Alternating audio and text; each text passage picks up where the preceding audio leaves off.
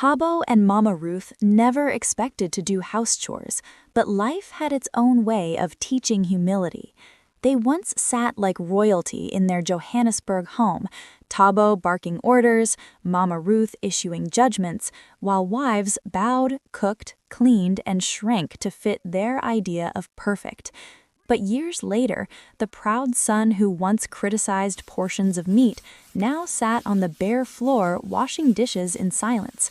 The commanding mother who counted pieces of meat and scolded wasteful cooking found herself on her knees scrubbing tiles, sweat on her brow, with no one to serve her.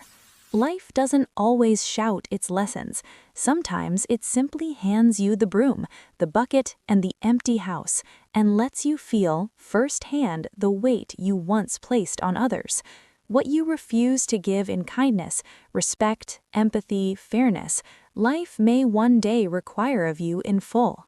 In the bustling city of Johannesburg, South Africa, lived a man named Thabo. He was successful, drove a shiny BMW, and had a good job in finance. Everyone admired him. Sharp suits, confident smile, and a mother who proudly told the neighborhood, "My son will marry a proper woman, quiet and respectful, no drama."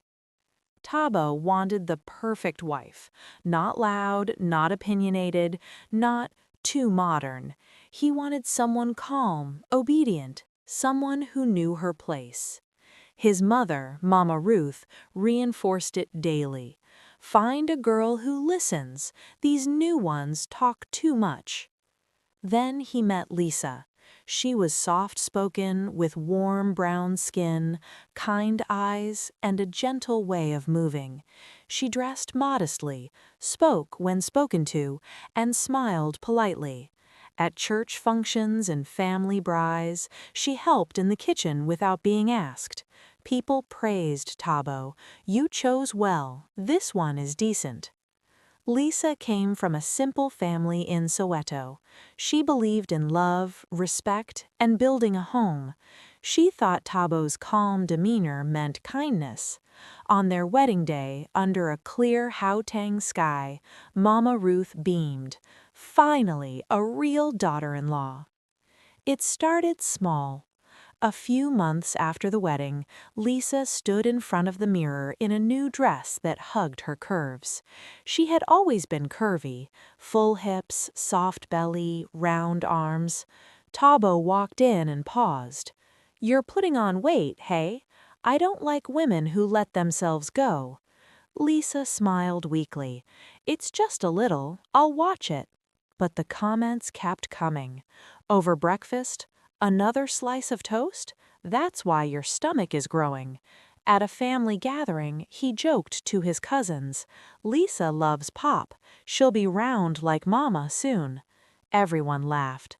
Lisa laughed too, but later in the bathroom she stared at her reflection, pressing her hands into her waist. Mama Ruth added fuel. "Women must stay sharp for their husbands," she said one Sunday after church. "Don't spread too much, my dear. Men don't like that." When a year passed with no pregnancy, the remarks turned cruel. "Maybe if you weren't so heavy, things would happen," Mama Ruth whispered loudly. Thabo agreed. "You need to shape up. I want a wife who looks good, not one I'm embarrassed to take out." Lisa began to shrink, not just in body, but in spirit. One day at a mall in Sandton, Lisa ran into an old friend selling miracle slimming products. "Men like them slim," the friend whispered, showing before and after photos. "This tea and these pills work fast, original stuff." Lisa hesitated. "Is it safe?" "Look at me, I'm fine. Package yourself, or he'll find someone who does." The words echoed Thabo's comparisons to slimmer women at work events. That night, Lisa bought the pills and tea, hiding them in her drawer. She started secretly, one pill in the morning, bitter tea at night. The weight fell off quickly. Her cheeks sharpened, her waist narrowed. Thabo noticed. "Now you look proper," he said, pulling her close one evening. See, when I talk, it's for your own good. But inside, pain grew. Dizziness, burning in her stomach, cramps that doubled her over. She hid it all, smiling through the agony, believing it was worth it for love. One morning, the world spun. Lisa collapsed in the bathroom. At the hospital in Joburg, the doctor delivered the news gently. Severe damage to the reproductive system, scarring, inflammation, likely from unregulated weight loss drugs. Conception would be nearly impossible. Thabo's face hardened. What did you take? I was trying to be what you wanted, Lisa whispered. You destroyed yourself, he said coldly, and now you've ruined our future. Mama Ruth was furious. You blocked your own womb and expect my son to suffer? Pack your things. Lisa begged. Please, Thabo, I have nowhere. Leave, he said, today. And just like that, the perfect quiet wife was thrown out, broken, ashamed, and alone. After Lisa left, Thabo felt justified. She did it to herself, he told friends. Mama Ruth agreed. God will send a better one. He dated carefully, rejecting anyone who seemed too forward. Then he met Sarah at a work conference in Cape Town. She was polished, reserved, took notes quietly while others chatted. She spoke softly, listened intently. This one is different, Thabo thought. Calm, obedient. Sarah had her own scars. Years earlier, she'd been in a relationship where she gave everything, cooking, cleaning, supporting, only to be discarded when a better woman appeared. She vowed never again to be used. With Thabo, she played the part perfectly, said yes, smiled, let him and Mama Ruth set the rules. But inside, she watched. She remembered. The control began early. Mama Ruth counted groceries, criticized portions. Thabo monitored spending. They compared Sarah favorably to Lisa. At least this one is sharp and quiet. But Sarah wasn't breaking. She was waiting. One day, after Mama Ruth complained about wasteful cooking and Thabo sided with her, something snapped. Not loudly, quietly. Sarah found a contact, an old friend who knew traditional herbs and muti said to soften the mind. Not deadly, just enough to make people agreeable, compliant. She began adding small amounts to their food. Not daily, just enough. Slowly, things changed. Thabo stopped complaining. Mama Ruth began doing chores herself. Let me help, she'd say eagerly. Thabo handed over bank passwords to make things easier. Sarah managed accounts, redirected funds, transferred assets quietly into her name. One morning, Thabo woke with a clear, heavy head. Something was wrong. He checked his accounts. Balances gone, properties transferred, savings emptied. Sarah, he shouted. She was packing a suitcase calmly. What did you do? The same thing you did to Lisa, she said quietly. Only I didn't destroy my body. I took back power. You bewitched us. No, she replied. I gave you the obedience you demanded.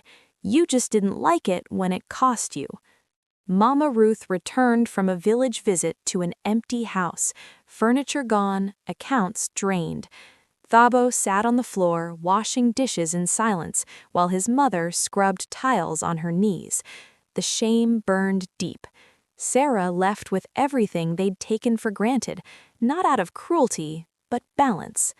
Thabo never married again. He saw Lisa once, years later, at a mall. She was glowing, healthy, confident, with adopted children and a kind partner. She smiled politely and walked past. He understood then life had sent him karma, dressed as the perfect wife he thought he deserved. Moral lessons: never use emotional abuse, body shaming, or control to mold someone into your ideal. They may break, or one day break you. True partnership is built on respect, kindness, and acceptance, not demands and comparison. What you sow in one relationship, you may reap in the next. Karma doesn't always shout. Sometimes it arrives quietly, wearing the face you once rejected. A quiet woman is not an empty one. Strength doesn't always speak loudly, and when it does, it may be too late to listen. Marriage is not ownership. A spouse is not a project to fix or a trophy to display. Love people as they are, or risk losing everything when life teaches you humility. If you enjoyed this story and want to experience more captivating Nigerian folktales, urban legends, and supernatural mysteries, don't forget to hit the like button and subscribe to Tales from Mother's Day. Your support helps us bring more magical, thought-provoking stories to life.